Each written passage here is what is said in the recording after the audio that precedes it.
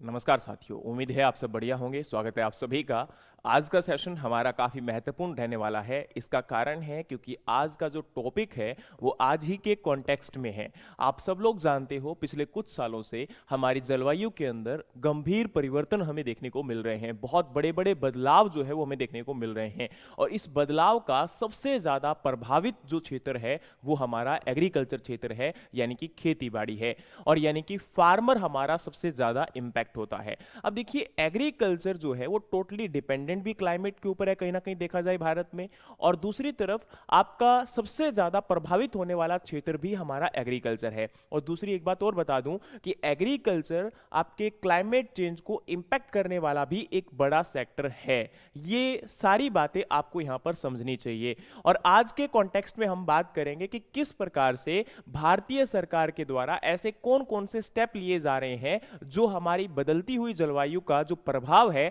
वो हमारी खेती के ऊपर कम कर सके। देखिए, सबसे पहले तो हम इस टॉपिक को क्यों पढ़ने जा रहे हैं इस बात को समझने की कोशिश करिए। देखिए, आप लोगों को पता है कि जो हमारा क्लाइमेट है वो लगातार पिछले कुछ सालों से क्या हुआ है, चेंज हुआ है, यानी कि बदलाव देखने को मिला है। अब इस बदलती हुई जलवायु के कारण सबसे बड़ा इंपैक्ट मैंने आपको कहा कि एग्रीकल्चर के ऊपर पड़ता है और एग्रीकल्चर के ऊपर अगर पड़ेगा तो आप लोग जानते हैं जैसे आज प्रेजेंट टाइम में लगभग 51.8% एरिया हमारा जो है वो क्या है, एग्रीकल्चर के अंडर में जो एरिया है वो आपका रेनफेड कंडीशन में है, यानी कि जहां पर अगर बारिश होगी तो खेती होगी, अदरवाइज नहीं हो पाएगी। और देखो, क्लाइमेट चेंज के कारण जो बड़े बड़े इंपैक्ट हमें देखने को मिल रहे हैं वो क्या है। एक तो आपका अनइवन रेनफॉल, यानी कि असमय बारिश बहुत ज्यादा होने लग गई है। उसके साथ साथ हमें रेनफॉल के साथ साथ हेलस्टॉर्म भी कई बार देखने को मिलते हैं। कई जगह पर बहुत गंभीर बाढ़ आ जाती है, कई जगह पर आपका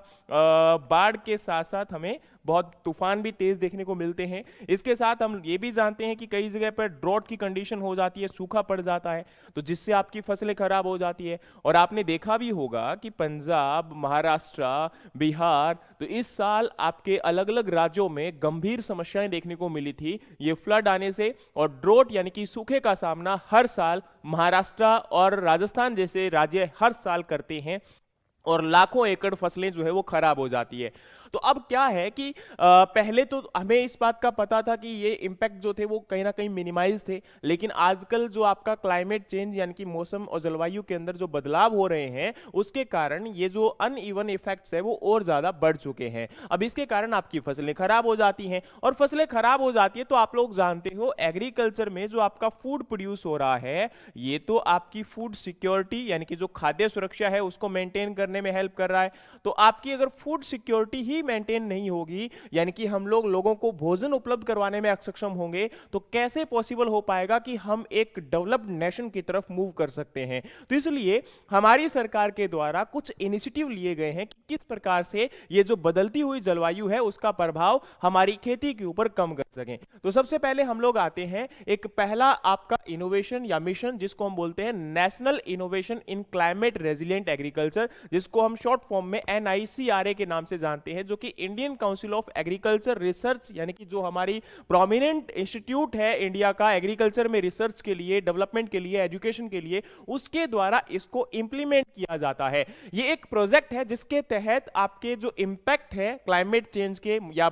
जो आपकी बदलती हुई जलवायु उसका प्रभाव हमारी भारतीय खेती के ऊपर कम से कम किया जाए। इसके तहत district level vulnerability assessment has been conducted in 651 predominantly agriculture district following the IPCC protocol. अब देखो यहां पर क्या है कि आप लोगों को पता होना चाहिए कि international panel for climate change है जिसके अंडर में कुछ प्रोटोकॉल्स है, उनको फॉलो करते हुए इस प्रोजेक्ट के तहत आपका 651 डिस्ट्रिक्ट्स के अंदर वल्नरेबिलिटी असेसमेंट को आपका चेक किया गया था। इसका मतलब क्या होता है कि वो जिले हमारे भारत के अंदर जहां पर सबसे ज्यादा प्रभाव हमें देखने को मिलता है, तो अब उन जिलों के अंदर उस प्रभाव को चेक किया गया, उसमें पता लगाया गया कि भाई इस जो बदलती हुई जलवायु का सबसे ज्यादा जो इफेक्ट है या प्रभाव है वो कहां कहां पड़ रहा है। तो इसको देखते हुए पता चला कि लगभग 310 डिस्ट्रिक्ट ऐसे हैं जहां पर बहुत ज्यादा इफेक्ट इसका देखने को मिल रहा है, या ये कह सकते हो कि ये वल्नरेबल है। लेकिन 109 डिस्ट्रिक्ट ऐसे मिले जहां पर उससे भी ज्यादा कंडीशन जो है वो खराब है, और 201 डिस्ट्रिक्ट ऐसे हैं जहां पर स्थिति बहुत खतरनाक है, बहुत भयंकर है। यानी कि समय रहते अगर हमने एक्शन नहीं लिया तो कुछ ही सालों में वहां पर खेती जो है वो नहीं कर पाएंगे, या वहां का जो जनजीवन है वो व्यस्त हो जाएगा, और इसके साथ साथ वहां जो फूड प्रोडक्शन है वो नहीं हम लोग कर पाएंगे अगर हमने प्रॉपर प्रोटेक्शन मेजर वहां पर फॉलो नहीं किए। अब देखो प्रॉपर प्रोटेक्शन मेजर क्या होता है, हम लोग प्लांट को तो बाहर ही ग्रो करवाएंगे, ऐसा तो पॉसिबल नहीं हो सकता, लेकिन उसमें क्या क्या चेंज किए जा सकते हैं इसको लेकर भी हम आगे बात करेंगे। लेकिन उससे पहले हमें इतना पता होना चाहिए कि गवर्नमेंट के द्वारा क्या इनिशिएटिव लिया जा रहा है। तो पहले तो क्या किया गवर्नमेंट ने, उन डिस्ट्रिक्ट्स को आइडेंटिफाई किया जो डिस्ट्रिक्ट बहुत ज्यादा वल्नरेबल थे, या बहुत ज्यादा यहां पर ये कह सकते हो कि प्रभावित क्षेत्र थे, उनको आइडेंटिफाई किया गया है। अब दूसरी बात आती है climate resilient technology and demonstration, यानी कि यहां पर सरकार के द्वारा कोशिश की जा रही है कि समय समय पर जहां पर भी हमें लगता है कि ऐसे डिस्ट्रिक्ट्स जहां पर प्रॉब्लम ज्यादा है, इफेक्ट ज्यादा हो रहा है। और अब देखो एक चीज और भी हमें समझनी पड़ेगी कि क्लाइमेट चेंज हो क्यों रहा है। अगर हम एग्रीकल्चर में देखें तो एग्रीकल्चर में ऐसा क्या है जिसकी वजह से क्लाइमेट चेंज आपका बढ़ रहा है, या फिर बदलती जलवायु के ऊपर एग्रीकल्चर का भी प्रभाव है। तो हमको पता है कि हमने जब से आपका ग्रीन रेवोल्यूशन यानी कि हरित क्रांति आई है, तब से हमने मोनोक्रॉपिंग को आपका फॉलो किया या मोनोकल्चर को फॉलो किया, यानी कि सेम क्रॉपिंग पैटर्न फॉलो करने के कारण जो बायोडायवर्सिटी थी वो क्या होती चली गई, विलुप्त होती चली गई। और बायोडायवर्सिटी के इंपैक्ट होने के कारण हमारा जो इकोसिस्टम होता है वो भी कहीं ना कहीं इफेक्ट होना स्टार्ट हो जाता है। अब इकोसिस्टम में अगर इफेक्ट होगा तो ऑब्वियस ही बात है कुछ स्पीसीज आपकी खत्म होती चली जाएंगी, और धीरे धीरे उसका इंपैक्ट हमारे एनवायरमेंट के ऊपर देखने को मिलता है। दूसरा है जो हमारी ग्रीन हाउस गैसेस का इमिशन होता है। आप लोग जानते हो एग्रीकल्चर में हम लोग एक तो जैसे राइस का प्रोडक्शन करते हैं, तो आपके जो फील्ड्स हैं जहां पर वाटरलॉगिंग कंडीशंस में क्रॉप को ग्रो करवाया जाता है वहां से मीथेन का इमिशन होता है। दूसरा हमारे जो हम एनिमल्स को रेयर करते हैं तो वहां से भी मीथेन का इमिशन होता है। इसके अलावा राइस के फील्ड से आपको पता है नाइट्रस ऑक्साइड जैसी गैसेस इमिट होती हैं। एक बात और भी पता होना चाहिए कि कार्बन डाइऑक्साइड का इमिशन भी एग्रीकल्चर से होता है, लेकिन बहुत आपका ये कहीं ना कहीं क्योंकि माइन्यूट के हम फॉर्म में मान के चलते हैं, लेकिन मेजर ये दो गैस है जो कि बहुत ज्यादा प्रभावशाली हैं और आपके ग्रीन हाउस गैसेस के इमिशन में रिस्पॉन्सिबल है। और कार्बन डाइऑक्साइड भी उसमें इंक्लूड रहेगी क्योंकि एनिमल्स के द्वारा जो आपकी गैस छोड़ी जाती है रेस्पिरेशन के बाद या ड्यूरिंग द ब्रीदिंग, तो वो हमारी कार्बन डाइऑक्साइड ही है। तो ऑब्वियस सी बात है ये गैसेस कंट्रीब्यूट कर रही हैं किसके अंदर, अब ग्रीन हाउस गैसेस के अंदर, जिसके कारण भी आपको पता है जो ग्लोबल वार्मिंग है उसमें जो है इंपैक्ट पड़ता है। ग्लोबल वार्मिंग अगर बढ़ती है तो उसकी वजह से हमें देखने को मिलता है कि भाई जो क्लाइमेट चेंज है या बदलती हुई जलवायु के अंदर हमें प्रभाव देखने को और ज्यादा मिलते हैं। तो अब हमें जरूरी है कि एक तो आपका डाइवर्सिफिकेशन को बढ़ाया जाए, इसके अलावा आपकी एग्रो फॉरेस्ट्री जैसी प्रैक्टिस को लाया जाए, इसके अलावा हम कोशिश करें कि भाई जो आपका ग्रीन हाउस गैसेस का इमिशन है उसको कम करें। तो इसी की आपकी एवज में सरकार ने देखा कि भाई हम ऐसी कौन कौन सी प्रैक्टिस को अडॉप्ट कर सकते हैं जिससे इन गैसेस का इमिशन कम किया जा सके, या फिर हम लोग यहां पर डाइवर्सिफिकेशन को अडॉप्ट कर सकें। तो देखो अब गवर्नमेंट ने क्या कहा, जैसे यहां पर आपको पता है कि हम लोग राइस की कल्टीवेशन करते हैं तो नॉर्मली हम लोग वाटरलॉगिंग कंडीशन के अंदर आपकी ट्रांसप्लांटिंग प्रैक्टिस को फॉलो करते हैं। तो अब अगर हम इस ट्रांसप्लांटिंग जो ट्रेडिशनल टेक्निक थी उसको फॉलो करने की बजाय एसआरआई मेथड को अडॉप्ट करते हैं, एरोबिक राइस सिस्टम को अडॉप्ट करते हैं या डायरेक्ट सीडिंग ऑफ राइस को अडॉप्ट करते हैं, तो इससे फायदा क्या होगा? पहला फायदा तो इससे आपकी वाटर की सेविंग होगी, हमारा जो पानी है वो क्या होगा, इससे बचना स्टार्ट हो जाएगा। दूसरा इससे क्या फायदा होगा? दूसरा इससे ये फायदा होगा कि हमारा जो इमिशन है यहां पर ग्रीन हाउस गैसेस का वो भी कम हो जाएगा, यानी कि हम इमिशन को रोकने में कामयाब रहे। तो इस प्रकार से हम क्या कर सकते हैं कि आपकी इन प्रैक्टिसेस को अडॉप्ट करके आने वाले समय के अंदर कोशिश की जा सकती है कि जो ग्रीन हाउस गैसेस का इमिशन है उसको कम किया जाए और वाटर यानी कि जो हमारे नेचुरल रिसोर्सेस है, प्राकृतिक स्रोत है, उनको बचाया जाए। तो अब यहां पर केवीकेस के द्वारा जो है लगभग 448 क्लाइमेट रेजिलिएंट जो विलेजेस हैं उनमें डेमोन्स्ट्रेशन देने का काम किया जा रहा है, क्योंकि केवीकेस आपको पता है कि फ्रंटलाइन डेमोन्स्ट्रेशन के लिए, आपकी टेक्नोलॉजी डिस्ट्रीमिनेशन के लिए ये वर्क करता है। तो इन केवीकेस के द्वारा ये कोशिश की जा रही है कि हम इन प्रैक्टिसेस को अब लोगों को या किसानों को सिखाना स्टार्ट करें, ताकि किसान इनको अडॉप्ट करके कोशिश की जाए कि मैक्सिमम टू मैक्सिमम जो लॉसेस है या आपका जो यहां पर इंपैक्ट है उसको कम कर सकें। तो village level seed bank and community nurseries are being established and drought and flood tolerant varieties of crops such as rice, wheat, soybean, mustard, chickpea, sorghum, gram and foxtail millet have been demonstrated, यानी कि अब जो ICR या ICR के related institutes के द्वारा जिन varieties को develop किया जाता है, और ये वेराइटीज आपकी क्या होती है जी, रेजिस्टेंट होती है, आपकी प्रतिरोधक क्षमता इनके अंदर होती है। और प्रतिरोधक क्षमता किसके अगेंस्ट में, ये आपका ड्रोट के अगेंस्ट में, सूखे के अगेंस्ट में। आपको पता है, जैसे मैंने अभी आपको कहा कि भाई बहुत सारे डिस्ट्रिक्ट्स ऐसे हैं जो सूखे से प्रभावित होते हैं, पानी उपलब्ध ना होने के कारण फसलें खराब हो जाती है। तो अलग अलग फसलों के अंदर ऐसी वैरायटीज को प्रोड्यूस किया जा रहा है जो कि कम पानी के साथ भी अच्छा खासा उत्पादन हमें दे सकती है। तो अब इन वैरायटीज को भी डेमोस्ट्रेट किया जा रहा है कि भाई आप इन वैरायटीज को लगाइए जो कि कम पानी के अंदर भी अच्छा उत्पादन देगी, तो किसान की आमदनी भी बढ़ेगी और जो आपका प्रेशर इन नेचुरल रिसोर्सेज के ऊपर पड़ता है वो भी डिक्रीज हो जाएगा। तो ये एक अच्छा इनिशिएटिव या अच्छा स्टेप हम कह सकते हैं। फिर हमने बात की थी रोल ऑफ केवीके, तो आपको मैंने जैसे कहा कि भाई केवीकेस बहुत इंपॉर्टेंट रोल प्ले कर रहे हैं, तो उसमें पहला उनका काम आता है फ्रंट लाइन डेमोस्ट्रेशन प्रोवाइड करवाना, टेक्नोलॉजी को डिसेमिनेट करना, उसके अलावा उन फार्मर्स को ट्रेन करना, किसी पर्टिकुलर आपकी जो टेक्निक है या जो हमारी प्रैक्टिसेस हैं या हमारा जो फॉर एग्जांपल प्रेजेंट टाइम में कोई नई वेराइटीज आई है तो उनको डेमोस्ट्रेट करके दिखाना। तो ये जो है हमारा किसके अंडर में रहता है जी, केवीकेस के अंडर फंक्शंस रहते हैं, उनके ऑब्जेक्टिव रहते हैं, और इसलिए आप लोगों के लिए जरूरी है इस बात को समझना। तो केवीके बहुत इंपॉर्टेंट रोल प्ले करते हैं। अच्छा, पहला केवीके कहां एस्टेब्लिश किया गया था,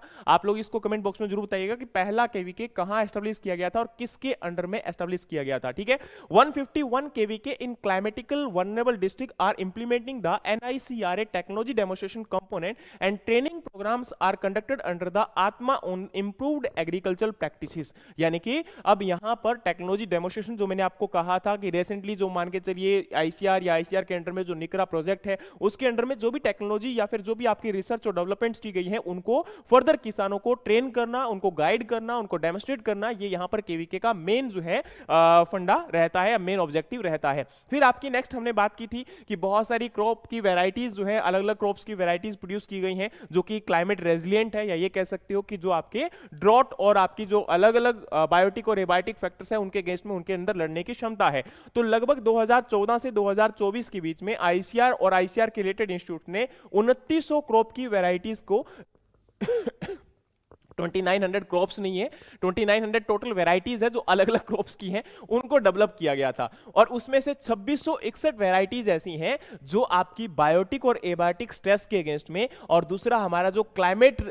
जो आपका बदल रहा है, क्लाइमेट चेंज है या क्लाइमेट वेरिएबिलिटीज है, उनके अगेंस्ट में आपकी प्रतिरोधक क्षमता इनके अंदर उपलब्ध है, जिसकी वजह से ये हमारी अच्छे खासे तरीके से ग्रो करवाया जा सकता है। अब बारी आती है जी, गवर्नमेंट ने यहां पर सोयल हेल्थ मैनेजमेंट के लिए भी, या सोयल हेल्थ मैनेजमेंट को और ज्यादा बेहतर करने के लिए सोयल हेल्थ कार्ड जैसी स्कीम्स को भी लेकर आए थे। क्योंकि आपको पता होना चाहिए पिछले कुछ सालों से जैसे हमने ट्रेडिशनल प्रैक्टिसेस या ट्रेडिशनल एग्रीकल्चर को फोकस किया है, उसके बाद आपका जो हमारी मिट्टी है उसके अंदर ऑर्गेनिक कार्बन कम होना स्टार्ट हो चुका है, और ऑर्गेनिक कार्बन कम होना स्टार्ट हुआ तो उसकी वजह से सोयल की बायोलॉजिकल, सोयल की केमिकल और सोयल की फिजिकल प्रॉपर्टीज के ऊपर आपका बदलाव आना स्टार्ट हो गया, उसके ऊपर इंपैक्ट पड़ना स्टार्ट हो गया। तो इसलिए जरूरी है कि इस इंपैक्ट को कम कैसे किया जाए। तो इस इंपैक्ट को कम करने के लिए जरूरी था कि यहां पर ऑर्गेनिक कार्बन को इंक्रीज किया जाए। तो आज जो आपका रिकमेंडेड ऑर्गेनिक कार्बन है, कम से कम जो हमारे भारतीय साइंटिस्ट भी रिकमेंड करते हैं 2% वो भी हमारी सॉइल में प्रेजेंट नहीं है। आज हमारी भारतीय मिट्टी में लगभग 0.58% ही ऑर्गेनिक मैटर प्रेजेंट है, ऑर्गेनिक कार्बन प्रेजेंट है, जो कि आपका बहुत कम है। तो हमें इसको बढ़ाने की जरूरत है। और दूसरी तरफ हम लोगों ने जो आपके फर्टिलाइजर्स का प्रयोग करना स्टार्ट कर दिया, और इन फर्टिलाइजर्स की वजह से लगातार हमारी सॉइल की जो प्राकृतिक उर्वरक क्षमता थी वो कम होती चली गई, और ये हमारा ऑर्गेनिक कार्बन सॉइल की फिजिकल, केमिकल और बायोलॉजिकल प्रॉपर्टीज को इंप्रूव करता है, उसके अंदर आपकी डिफरेंट माइक्रोबियल एक्टिविटीज को इंप्रूव करता है, एज वेल एज आपका एक बेटर यहां पर लाइफ साइकिल सस्टेन करने में हेल्प करता है, बहुत सारे जो न्यूट्रिएंट साइकिल है उनको बैलेंस करने में हेल्प करता है, और इसके साथ हमारी सॉइल की प्राकृतिक उर्वरक क्षमता को भी बढ़ाने में सहायता करता है, पानी को बचाने में आपका सहायता करता है। तो इसलिए जरूरी है कि ऑर्गेनिक मैटर को या ऑर्गेनिक कार्बन को बढ़ाया जाए। तो यहां पर सॉइल हेल्थ आपका जो कार्ड है इसके तहत क्या किया जाता है, आपकी मिट्टी के अंदर टोटल आपके 3 यहां पर physical parameter, pH, electrical conductivity और ऑर्गेनिक कार्बन, इनको चेक किया जाता है। इसके अलावा आपका नाइट्रोजन, फास्फोरस, पोटास और सल्फर, ये हमारे 4 जो हैं वो मैक्रो न्यूट्रिएंट को चेक किया जाता है, और 5 आपके माइक्रो न्यूट्रिएंट है, जिंक, कॉपर, आयरन, मैग्नीज और बोरॉन, इनको चेक किया जाता है। तो टोटल यहां पर आपके 12 फिजिकल या 12 पैरामीटर्स को चेक किया जाता है, किसके तहत? आपकी सॉइल हेल्थ कार्ड के तहत। इससे ये होता है हमारा फायदा कि हमारी मिट्टी के अंदर या किसानों को पता चल जाता है कि भाई हमारी मिट्टी में ये न्यूट्रिएंट्स प्रेजेंट नहीं है और हमें इनको ही डालना चाहिए। अब जैसे किसान क्या करता है, डायरेक्टली आपके फर्टिलाइजर्स को लेके आता है और जरूरत नहीं भी है तो भी वो ऐसा देखता है कि मुझे 1 गट्टा डालना है, 2 गट्टा डालना है, वो ये ध्यान नहीं करता कि उसकी डिमांड है कि नहीं है। हमारी मिट्टी में जो फास्फोरस ऑलरेडी प्रेजेंट है, जो फिक्सेशन फॉर्म में उपलब्ध है, अगर हम उसको वहां पर फास्फोरस सोलुबलाइजिंग बैक्टीरिया को यूज करते हैं तो हमें फास्फोरस को डालने की जरूरत ही ना हो शायद, लेकिन हम लोग यहां पर बिना किसी चीज को समझे और पिछले कुछ सालों से बहुत सारे उर्वरकों का प्रयोग कर रहे हैं, जिससे हमारी मिट्टी प्रदूषित तो हुई है, उसके साथ साथ उसका क्षीण भी हुआ है, यानी कि वो इरोजन के प्रति बहुत ज्यादा वल्नरेबल हो चुकी है। और मिट्टी का इरोजन होने के कारण आपकी जो सही मिट्टी थी, जो हमारी फर्टाइल सोइल थी, वो घुल घुल कर आपकी दूसरी जगहों पर जाना स्टार्ट हो गई, और जिसकी वजह से हमें और ज्यादा इन्वेस्टमेंट करना पड़ रहा है इनपुट कॉस्ट के रूप में। तो हमें इनपुट कॉस्ट को भी बचाने की जरूरत है, जिससे ओवरऑल प्रॉफिट परसेंटेज को भी यहां पर बचाया जा सकता है या बढ़ाया जा सकता है। तो इस बात को भी समझने की जरूरत हो जाती है। 2014-15 से अब तक अगर हम बात करें तो लगभग 25.61 crore soil health card distribute किए जा चुके हैं, और लगभग 8,302 सॉइल टेस्टिंग लेबोरेटरीज को एस्टेब्लिश किया जा चुका है। 1020 स्कूलों के अंदर सॉइल लैब्स आपकी सेटअप की जा चुकी है, जहां पर स्कूलों के अंदर भी आपके बच्चों को सिखाया जाता है कि क्या है मिट्टी और मिट्टी का स्वास्थ्य और क्यों यह महत्वपूर्ण है। सोचकर देखिए कि हमारे बच्चों को भी जानना यह बहुत जरूरी है, और आज हम खुद नहीं समझना चाहते हैं इस बात को कि मिट्टी आपके लिए क्यों इंपॉर्टेंट है और मिट्टी की क्या महत्वता है, ना कि केवल हमारे एग्रीकल्चर में बल्कि हमारे पूरे जीवन के अंदर। फिर हमारी बारी आती है, क्योंकि एक स्वस्थ मिट्टी जो होती है ना, वो एक स्वस्थ जीवन का निर्माण करती है, और एक स्वस्थ मिट्टी के अंदर आपके स्वस्थ माइक्रोऑर्गेनिज्म प्रेजेंट होंगे या हेल्दी माइक्रोऑर्गेनिज्म प्रेजेंट होंगे, तो वो एक हेल्दी आपके जो न्यूट्रिएंट साइकिल है उनको बैलेंस करने का काम करेंगे, और हमारी जो बाहरी जरूरत होती है न्यूट्रिएंट्स को डालने की, फर्टिलाइजर्स को डालने की, वो काफी हद तक कम हो जाती है। तो इस बात को समझने की जरूरत है, और उसी माइक्रोबियल या न्यूट्रिएंट साइकिल को बैलेंस करने में हेल्प करता है ऑर्गेनिक कार्बन। तो ये चीज हमारे लिए बहुत जरूरी हो जाती है। फिर बारी आती है जी, लगभग 1970 करोड़ रुपए इसके तहत रिलीज किए जा चुके हैं, और कैपेसिटी बिल्डिंग एफर्ट्स, यानी कि आने वाले समय के अंदर, या ये कह सकते हो अभी तक जो हमारे लगभग 93,781 फार्मर्स को ट्रेनिंग और 6.80 लाख डेमोस्ट्रेशन दिए जा चुके हैं। 7,425 फार्मर्स के लिए मेला और अवेयरनेस कैंपेन लगाए जा चुके हैं, जो कि एक अच्छी यहां पर है। और मुझे लगता है कि वाकई में अगर हम इसको और ज्यादा फोकस करें, क्योंकि काफी हद तक इसका जो इंपैक्ट अगर ग्राउंड लेवल पर देखें तो बहुत कम देखने को मिलेगा, क्योंकि किसानों को उतना अवेयर नहीं किया जाता जितना हमारे देश के अंदर आज डॉक्यूमेंटेशन प्रोसेस है ना, उस डॉक्यूमेंटेशन प्रोसेस के साथ केवल और केवल डॉक्यूमेंट ही पूरे होते हैं। वाकई में जो ग्राउंड रियलिटी है वो काफी अलग नजर आती है, तो उसका इंपैक्ट मुझे लगता है कि बहुत मिनिमम है, लेकिन जितना भी हुआ चलो अच्छी बात है, और अभी और जरूरत है कि इसको और ज्यादा यहां पर बेहतर तरीके से समझाया जाए और इस इंपैक्ट को और ज्यादा इंक्रीज किया जाए। इसके अलावा अभी आपको पता है पिछले कुछ सालों से भारतीय सरकार डिजिटलाइजेशन की तरफ, यानी कि जो डिजिटल क्रांति है उसको लेकर बहुत ज्यादा जो है प्रिविलेज कर रही है, या ये कैसे कह सकते हो कि एग्रीकल्चर में फोकस कर रही है कि किस प्रकार से इसको बढ़ाया जाए। तो इसमें आपका किसान ई मित्रा, जो कि एक एआई बेस्ड आपका चैटबॉट है, जिसके अंदर 11 भाषाओं के अंदर आपकी अलग अलग रीजनल्स के जो लैंग्वेज है उनमें आपकी क्यूरीज को सोल्व आउट किया जाता है। पीएम किसान या आपकी जो प्रधानमंत्री किसान सम्मान निधि योजना है, किसान क्रेडिट कार्ड है, सॉइल हेल्थ कार्ड है, इनके बारे में यहां पर इंफॉर्मेशन या क्यूरीज को सोल्व आउट किया जाता है, और माना जा रहा है कि लगभग 20,000 क्यूरीज को डेली सोल्व आउट किया जाता है, और लगभग 95 लाख क्यूरीज को ऑलरेडी सोल्व आउट किया जा चुका है या फिर रिस्पॉन्ड दिया जा चुका है। नेशनल पेस्ट सर्विलेंस सिस्टम एक ऐसा सिस्टम है जिसके अंदर एक एप्लीकेशन है, मोबाइल एप्लीकेशन, आप भी डाउनलोड कर सकते हो। National paste surveillance system NPSS के नाम से है, और ये आपकी डिपार्टमेंट ऑफ क्वारंटाइन की तरफ से एप्लीकेशन को बनाया गया था। इस एप्लीकेशन के अंदर क्या होता है, लगभग 61 फसलों के 400 प्लस पेस्ट, यानी कि जो हमारे इंसेक्ट पेस्ट होते हैं, उनको आइडेंटिफाई किया जा सकता है, और जैसे आप उस इमेज को कैप्चर करके इस एप्लीकेशन में डालोगे, उसके बारे में सारी जानकारी आपको यहां पर आ जाएगी कि ये कौन सा कीड़ा है, इसका क्या क्या तरीका है आइडेंटिफाई करने का, इसको हम कैसे कंट्रोल कर सकते हैं, कैसे मैनेज कर सकते हैं। यानी कि हमें किसी भी पर्सन को बुलाने की जरूरत नहीं है, और उसके अंदर मैनेजमेंट के लिए कौन कौन से केमिकल आपके प्रयोग में लाए जा सकते हैं उनके बारे में भी पूरी सही और स्टिक जानकारी आपको मिल जाती है। तो मुझे लगता है कि ऐसे जो इनिशिएटिव्स हैं उन्होंने काफी हद तक समस्याओं को सोल्व आउट करने की कोशिश की है, लेकिन आने वाले समय में हम और चाहते हैं, क्योंकि अभी तक इसकी जो रियलिटी है या इसके बारे में बहुत सारे किसानों को नॉलेज भी नहीं है। तो मुझे मुझे लगता है कि जो आपके स्मॉल एंड मार्जिनल फार्मर हैं उन लोगों तक आज भी इसकी जानकारी उतने अच्छे तरीके से नहीं पहुंच पाई है जो कि पहुंचनी चाहिए थी। तो इसलिए जरूरी है कि इस जानकारी को भी उन किसानों तक पहुंचाया जाए। नेक्स्ट आपकी बारी आती है जी advanced analysis, AI based analysis for the field photograph and satellite imagery and use for crop weather matching and sowing pattern monitoring. इसके अलावा जैसे भी प्रेजेंट टाइम में आपको पता है अलग अलग जो हमारी स्टेट एग्रीकल्चर यूनिवर्सिटीज है उनके अंदर अगर आप अपने मोबाइल नंबर को रजिस्टर करते हो तो आपको डेली जो वेदर के रिगार्डिंग इंफॉर्मेशन होती हैं उनके बारे में आपको जानकारियां मिलती हैं। समय समय पर हमारे जो एग्रीकल्चर या आईसीआर इंस्टीट्यूट्स हैं उनके द्वारा एडवाइजरी जारी की जाती है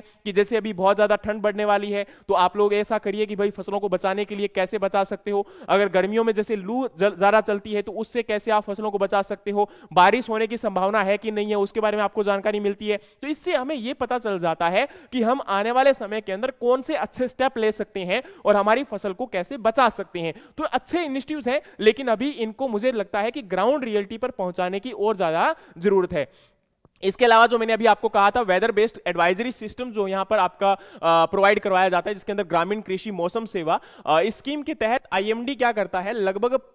5 days medium range weather forecasting, यानी कि जो आपकी वेदर फोरकास्टिंग का मतलब होता है कि मौसम की जो पूर्वानुमान होता है वो लगाकर और आपको बताया जाता है कि भाई आने वाले समय के अंदर आपके यहां पर बारिश की होने की संभावना है कि नहीं है, या फिर आपको बताया जाता है कि भाई तापमान आने वाले दिनों में कितना रहने वाला है, हमारे यहां पर जो है आने वाले कुछ दिनों में बारिश हो सकती है कि नहीं हो सकती है। इसके साथ हम आपकी सिंचाई या हमारी जो पानी की उपलब्धता है हमारे खेतों के अंदर, हमारी बिजाई या हमारे जो एग्रीकल्चरल ऑपरेशंस होते हैं उनको कंट्रोल कर सकते हैं, उनको मैनेज कर सकते हैं और हमारे होने वाले नुकसान को हम क्या कर सकते हैं, इसमें कम कर सकते हैं। तो एक अच्छे स्टेप के तहत हम ये मानते हैं कि वाकई में ये अच्छे स्टेप्स हैं और पंचायत लेवल पे भी वेदर इंफॉर्मेशन जो एसेसिबल है उनको किया जा रहा है। जैसे ई ग्राम स्वराज पोर्टल है, ग्राम मानचित्र एप्लीकेशन है, मेरी पंचायत एट मोबाइल एप्लीकेशन है या फिर आपकी मौसम ग्राम आईएमडी पोर्टल है, इनको हम डाउनलोड कर सकते हैं और इनके तहत हमारी लगभग आपकी जो रीजनल लैंग्वेज के अंदर एडवाइजरी जो समय समय पर आती है उनको यूज कर